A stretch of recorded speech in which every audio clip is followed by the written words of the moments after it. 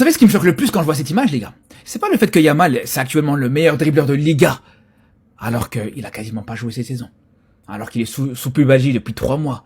Alors qu'il a raté 1 mois de championnat. C'est pas ça qui me choque le plus, les frères. Mais c'est que le Barça, pour le même prix, aurait pu avoir ces 2 ailiers dans le top 10 des meilleurs joueurs de Liga. Et je parle pas de Nico Williams, les gars. Je parle pas de Nico Williams.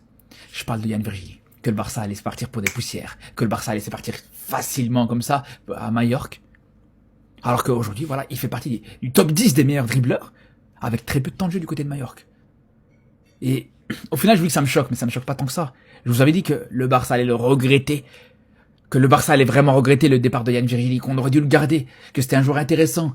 C'était le Yamal, mais du côté gauche. Toute proportion gardée, bien sûr que, je pense qu'en termes de talent, bien sûr, c'était en dessous de Yamal, mais il était hyper prometteur. Le mec a été très bon dans cette Coupe du Monde humain avec l'Espagne.